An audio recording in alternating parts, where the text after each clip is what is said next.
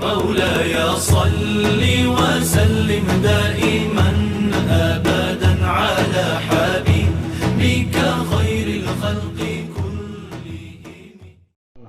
في القرآن الحميد الذين يجتنبون كبائر الإثم والفواحش إلا اللمم إن ربك واسع المغفرة هو عالم بكم إذ أنشأكم من الأرض وإذ أنتم أجنة في بطون أمهاتكم فلا تزكوا أنفسكم هو عالم بمن اتقى. صدق الله العظيم وصدق رسوله النبي الكريم والعاقبة للمتقين ونحن على ذلك لمن الشاهدين والشاكرين والحمد لله رب العالمين. Assalamu alaikum wa rahmatullahi wa barakatuh. Alhamdulillah, Allah subhanahu wa ta'ala azza wa jalla sha'nahu has given us this beautiful Jumat al-Mubarak in the first of the Rajab al-Murajjab. The Rajab month has started last night. As Nabi alayhi salatu wasalam said, Allahumma barik lana fi Rajabina wa Sha'ban wa ballighna ila Ramadan. So Ramadan is only going to start in 60 days. So may Allah subhanahu wa ta'ala accept from all of us and give us the ability to fast in the month of Ramadan and honor the month of Rajab and Sha'ban. I recited the ayah from Surah An-Najm, which is the chapter 53 in the Quran, in which Allah subhanahu wa ta'ala is talking about the obscenity, vulgarity, forbearance. Today's topic is Haya and Afafa. Haya, modesty, shyness. Afafa, forbearance. Islam is a way of life. As we come into Islam, there are certain social etiquettes. And after the creed of believing in Allah and His Messenger and the books and the life hereafter, all these things, this is only a percentage, a very minor percentage of the creed. Rest is the mu'amala, the dealing with the world and the public and ourselves and the others. So this is the life of a believer, is nothing but the interaction and dealings and association with others. And this one, Allah subhanahu wa ta'ala gave us one of the very important things which is to protect human. The harshest punishment in the Sharia of Islam is stoning to death for a person who commit obscenity, or in the sense of what we call zina, which is the out of marriage, wedlock, sexual intercourse. There is no harsher punishment in Islam than this one, for a person to be stoned to death. May Allah subhanahu wa ta'ala protect all of us from such punishment and such action of sinfulness. In Surah Najm, Allah subhanahu wa ta'ala is saying those who abstain from the major sin, and this is one of the major sins, being obscene and vulgar and committing a act of fahash. Fahash is the nudity, vulgarity, obscenity. Illa al-amal. Those who abstain from the major sins of the vulgarity and obscenity, except that they were compelled or were just not able to protect themselves. Allah subhanahu wa ta'ala says, Inna rabbaka wasi'ul maghfirah. Indeed, your Lord's forgiveness is beyond imagination. Huwa alimu bikum. He is aware of you. Is ansha'akum min ard. When you are spread out and walking around on this earth. Wa iz antum ajinnatum fi butuni ummahatikum. And when you are in the infancy in the womb of your mothers. When you are being a fetus in the state of fetus in your wombs of mother, Allah knows everything. فَلَا تَزَكُّوا أَنفُسَكُمْ. So do not show your piety and righteousness to others. وَعَالِمُوا بِمَنِ اتَّقَى. He is aware of whoever is the one who is God conscious and aware of the Allah subhanahu wa ta'ala's pleasure and displeasure. In Surah Ash-Shura, which is chapter 42, Allah subhanahu wa ta'ala is saying similar things in a different context. وَالَّذِينَ يَجْتَنِبُونَ كَبَائِرَ الْإِثْمِ وَالْفَوَاحِشَ وَإِذَا مَا غَضِبُوا هُمْ يَغْفِرُونَ. In this ayah, Allah subhanahu wa ta'ala is talking about same thing, but there is a character of a person is showing. Shyness and modesty is a character. As the Prophet ﷺ said, he was walking by in a place in Medina, and he saw one Ansar was harshly talking to his brother and putting him down and trying to make him more bold. So he keeps saying, you are so shy that you cannot do anything, you are just too much. So Nabi Sallallahu Alaihi Wasallam said, shyness is one of the attributes of the Islam. So let him be. It is a character of a person. We build this character. Nudity, vulgarity is another thing which persons develop inside. We know from the children's life in the modern science we have discovered, and from the humanities origin we know that children do not like to be touched in certain part of their body, and when they are touched they do not like it, they do not appreciate it, and they feel guilty about it. When all those children who have been sexually abused in their childhood, they always have a problem with their personality as they grow adult. They end up committing some sort of a social crimes, and it was discovered that they were being abused in their childhood. As we know, in the name of faith and religion, many children have been abused, and there is a court case was recently going on. The other act of vulgarity and obscenity which recently passed in the month of February, which is known as Valentine's Day. This is an act which has been marketed, not part of the Christianity or Judaism or Islam. It has become a marketed business where people are being given gift to an opposite gender with the intention of something in return. It leads to something which is, Allah subhanahu wa ta'ala says, وَلَا تَقْرَبُوا الزِّنَا. Do not go near the zina. It's not committing the zina, it's not even going near the zina. So we need to be aware of, in this ayah of Surah Ashur, Allah subhanahu wa ta'ala says, those to abstain from major sin and obscenity and vulgarity. وَإِذَا مَا غَضِبُوهُمْ يَغْفِرُونَ. And when they have been violated, when they have been angered by somebody, they forgive. And forgiveness is one of the greatest attributes of a Muslim. As we know from the hadith of Nabi alayhi salatu wasalam, he was sitting in the Masjid al-Nabawi, a companion entered, and he had other companions sitting with him, and he said, the person who is going to be entering next is the man of Jannah. Second day he entered, he said same thing. The man who will be coming the masjid will be a man of Jannah, or the paradise. The third day he said same thing. Abdullah ibn Amr radiallahu anhu was a very righteous and pious man, and he was a young, curious Sahabi. So he decided to see what this young Sahabi does, that I would learn from him, so I will excel to be one of the Jannah member, the people who will be going to paradise, as Prophet have already foretold about him being in the Jannah. So he went to this brother and he says, I have a problem, I want to stay with you for 3 days if you do not mind. So brother was very generous. He said, yes, no problem, come in and stay with me. So 3 days he stayed. And he saw this Sahabi, the other one who Nabi Sallallahu Alaihi Wasallam has talked about. Every day he stayed in the Fajr, make the Salah, go to his work, come back home, make the Salat al-Isha, and then just go to sleep. And wake up in the morning and go to the work. And he didn't see doing any extraordinary Salah. The 5 times Salah, and then working his business.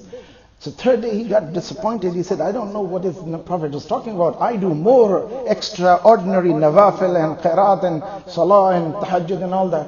So third day he stood up. He said, listen, I came here because of such and such reason, and I'm really disappointed. I didn't find you doing anything extraordinary. He said, really, I don't do anything extraordinary. I just do mind my business and do my work and do the salah. So he said, well, I just don't know what to say. So he was disappointed not to discover the fact that why Prophet spoke so highly of this man. So while he was walking away, the man says, only one thing I can tell you what I do. He said, what? He said, every night before I go to bed, I forgive everybody who did wrong to me, and I ask Allah's forgiveness for anybody I have done wrong to. So forgiving is one of the things which makes us free of the hardship of often people who have developed emotional and other physical ailments because they hold grudges and anger and frustration and negative feeling. And as we know that the anger boils our blood pressure and gets ourselves to be doing things which we do not do. So anger is from shaitan and mercy is from Allah subhanahu wa ta'ala. So we should develop this character that when I'm angered, Nabi Sallallahu Alaihi Wasallam said, when you are angry, change the scene. And this is what they teach today in corporate world. Change the discussion, change the topic when you are in deadlock in discussion and negotiations. They discovered now, Prophet told us so long ago, he said that when you are angry, if you are sitting, stand up. When you're standing, sit down. If you are laying down, sit up. Or if you're standing, start walking. And go make a wudu. As soon as we change the scenery, the whole scenario changes.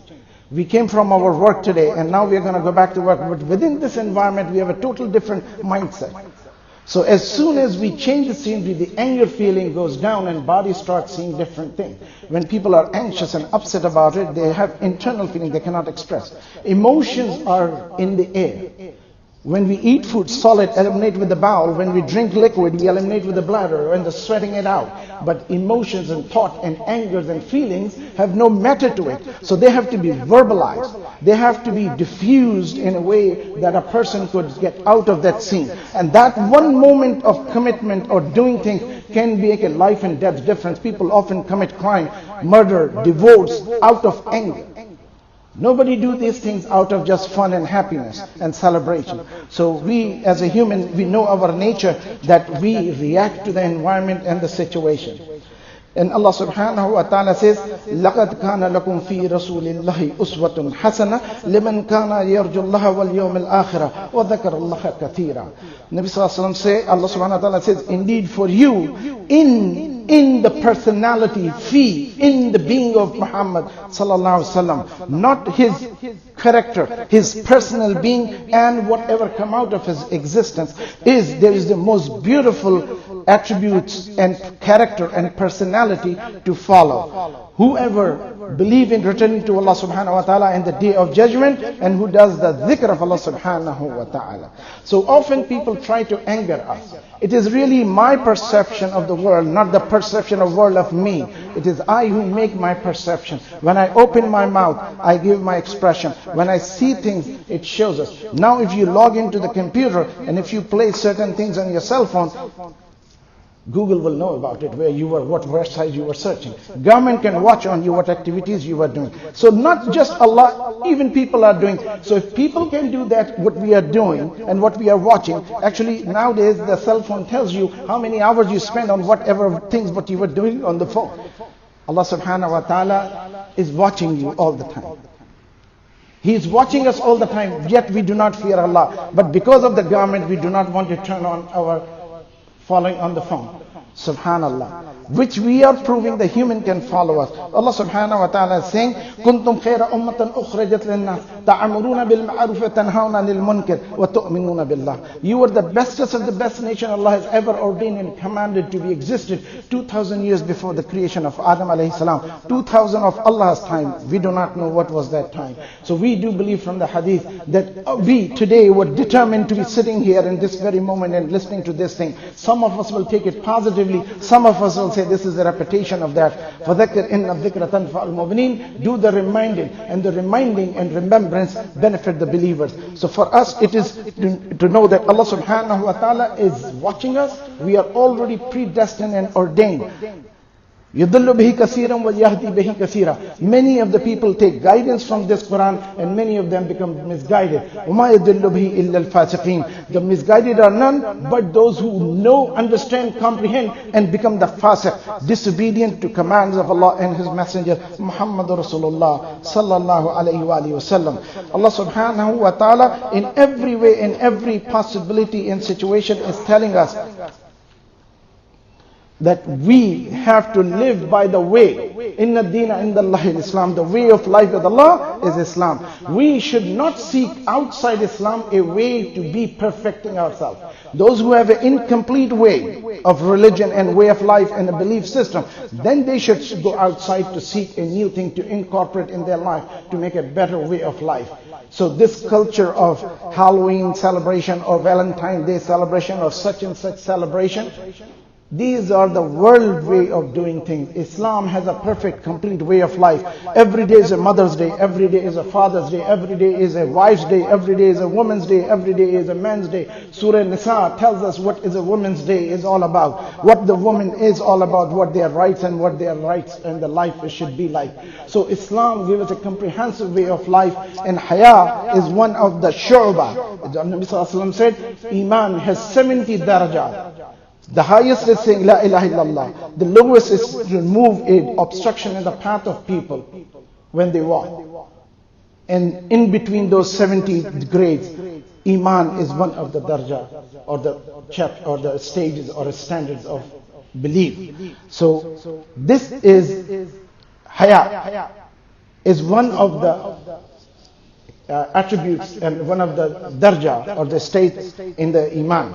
So iman have 70 grades. Highest is la ilaha illallah, none is worthy of worship except Allah, and the lowest is that you remove a obstruction in the path of public when they are walking by, and haya, modesty and shyness is one of those among the 70s. It was once an attribute of Muslim. Actually, this has been reported in the book of history, a record that a group of Jewish people came to a town and they found that the path was not clean. And they heard that Muslims somehow were there sometimes. So they turned around and said, have Muslims not lived in this area? It was known that the Muslims had the character that they clean the path and the roads clean for the people so they would not find harm in their body.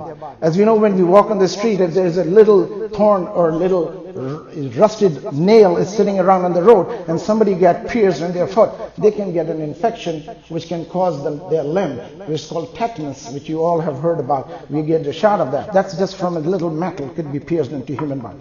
Nabi alayhi salatu wasalam said, do not sit on the path where people walk by. It is not acceptable and advisable to stand in the path of people. The modesty, the respect and etiquette Islam teach us. In Surah An-An'am, Allah subhanahu wa ta'ala says in the word of قُلْ تَعَالَوْا أَتْلُوا مَا حَرَّمَ رَبُّكُمْ عَلَيْكُمْ أَلَّا تُشْرِكُوا بِهِ شَيْئًا وَبِالْوَالِدَيْنِ إِحْسَانًا. Say, O my beloved, come and I will tell you what your Lord has forbidden upon you.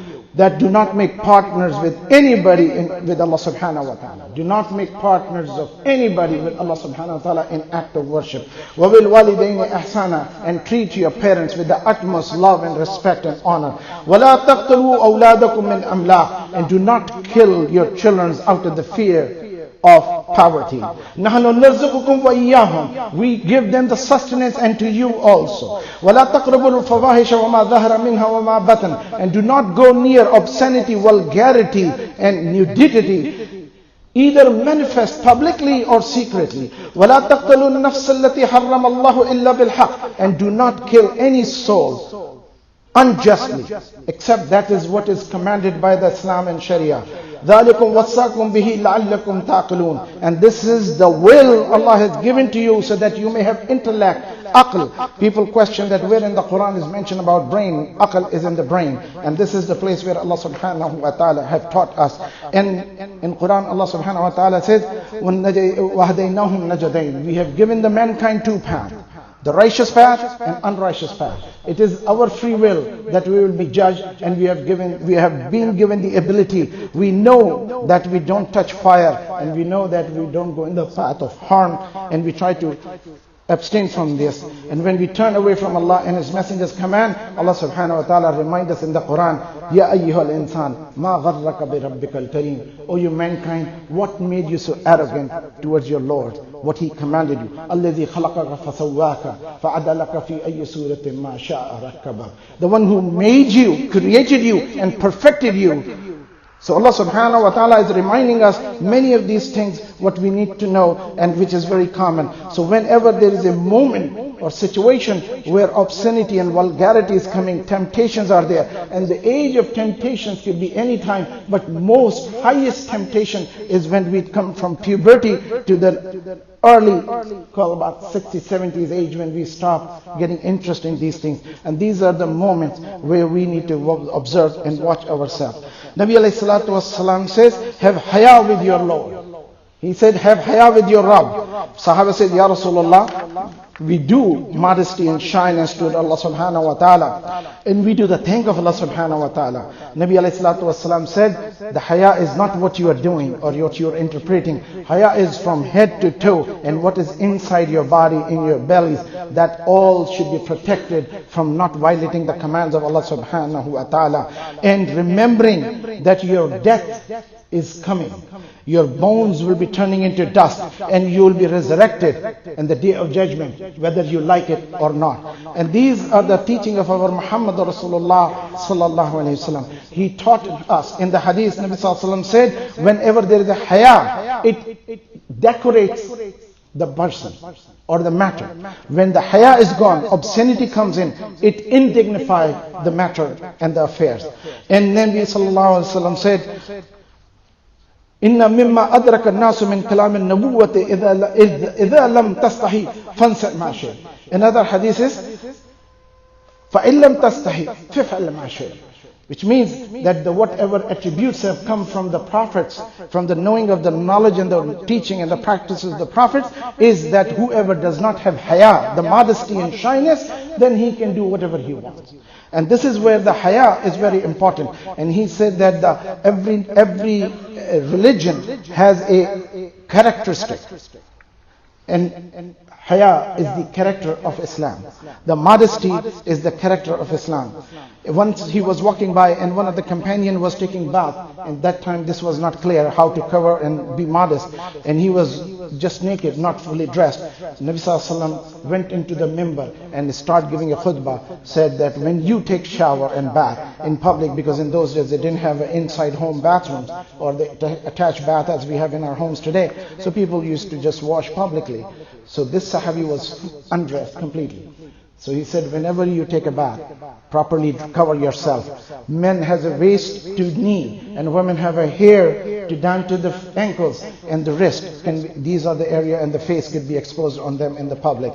And this is what makes them dignified.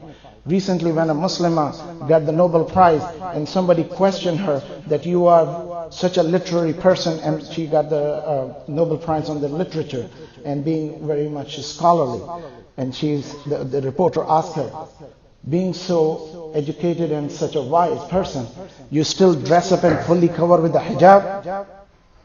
She answered very beautifully. She said, humanity, according to the anthropology, what you have studied, humans were naked. When they become civilized, they start dressing more and more to themselves. And this is the most civilized form. The one who are undressed is the most uncivilized form. And the woman, the other one, was just speechless. So this is the way sometimes you need to interact people, and we have to teach them. And with our presentation, with our dress and our appearance, Nabi alayhi salatu wasalam said, how do you know a moment? He said, when you see a moment, you will remember Allah. And when Muslim walks on the street, if they have a certain physical dress and appearance, you will say, this is a Muslim brother. And they have a noor on their face of a special kind. When a Muslim walks on the street, and if she is dressed with Islamic code, everybody knows this is a Muslim woman. Not that he is from Asia or Africa or Europe or Middle East. They know by their dress that what they are. So Allah subhanahu wa ta'ala, Nabi Sallallahu Alaihi Wasallam said, when Allah subhanahu wa ta'ala wants to destroy a person,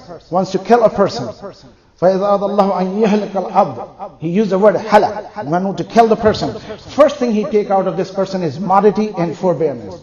And then what it happens that this person come into the qahar, the wrath of Allah subhanahu wa ta'ala. And then in this condition, his heart become untrustworthy.